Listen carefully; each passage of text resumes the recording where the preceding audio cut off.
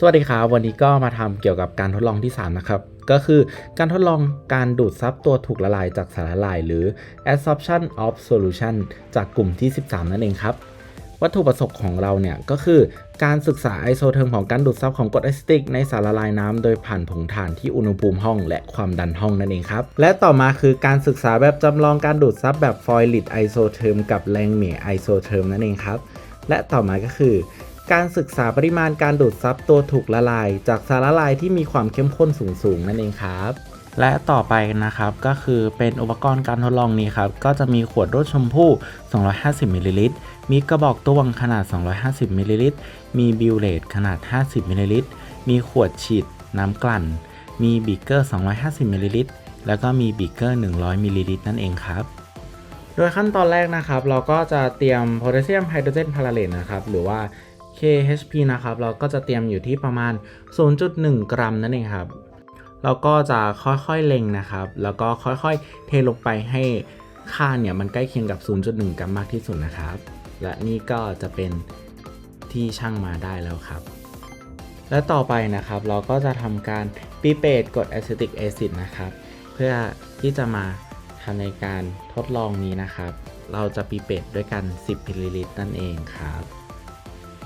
แล้วเราก็จะค่อยๆดูดขึ้นมานะครับถ้าถึงตัวขีดสีแดงข้างบนเมื่อไหร่แปลว่าเท่ากับ10มิลลิลิตรนั่นเองครับแล้วเราก็จะค่อยๆใส่ในขวดรูปชมพูนั่นเองครับและต่อมานะครับเราก็จะเทน้ำจำนวน20มิลลิลิตรนะครับลงในขวดชมพูที่ใส่สารละลายอะซิติกแอซิดเรียบร้อยแล้วเราก็จะมาใส่อินดิเคเตอร์อย่างฟีนอลฟทาลีนนั่นเองครับแล้วก็ใช้จำนวน2หยดด้วยกัน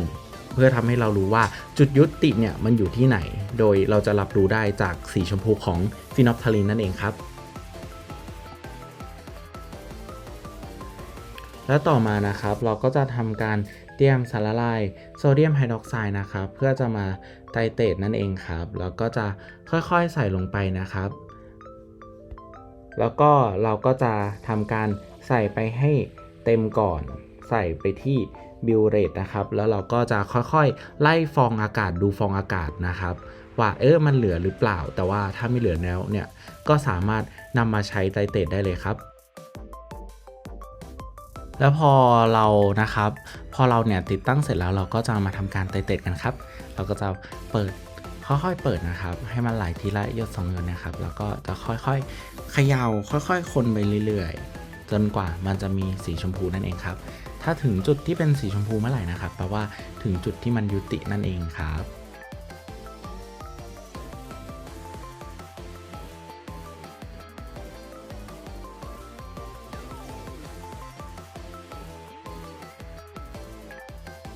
และต่อมานะครับก็จะเป็นในรูปแบบที่2ครับก็คือจะเป็นสารละลายเนี่ยที่มีผงถ่านอยู่ด้วยนั่นเองครับเราก็จะทำคล้ายๆกันหมดเลยก็คือเราจะทำการปิเปตกรดอะซิติกแอซิดนะครับจำนวน10มิลลิลิตรนั่นเองครับแล้วก็เราก็จะไปนำใส่ในขวดชมพู่ขนาด250มิลลิลิตรนั่นเองครับแล้วหลังจากนั้นเราก็จะทั้งเติมน้ำหยดฟีนอลฟทาลีน2หยดแล้วก็จะไปไตรเตรตเหมือนกันเลยครับโดยสารละลายที่เราจะใช้เนี่ยก็จะมีอะซิติกแอซิดที่มีความเข้มข้นที่ 0.05 โมลนั่นเองครับเราก็จะทำอย่างนี้ไปเรื่อยๆเลยนะครับจนกว่าจะครบทั้ง5ความเข้มข้นนั่นเองครับแล้วเราก็จะมาจดบันทึกในตารางและเขียนในกราฟการทดลองนั่นเองครับโดยตารางการทดลองแรกนะครับก็จะเป็น3ขวดแรกเลยครับที่จำเป็นมี KHP อยู่ด้วยนะครับก็จะมีขวดแรกขวดที่2ขวดที่3นั่นเองครับและขวดที่2ของเราเนี่ยก็จะเป็นอะซิติกแอซิดนั่นเองครับทั้ง5ความเข้มข้นเลยแล้วเราก็จะมาหาค่า log n log c แล้วก็ c แล้วก็ c ส่วน n นั่นเองครับ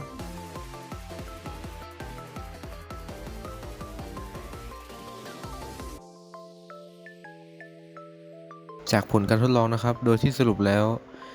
ค่าที่ได้หลังจากได้ทดสอบพลอตกราฟทั้ง2กราฟแล้วเนี่ยจะเห็นได้ว่าค่า r² ของกราฟของ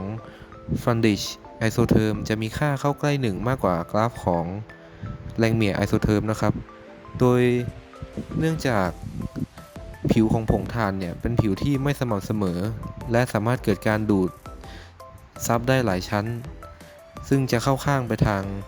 ไอโซเทอมของฟันดิชมากกว่านะครับ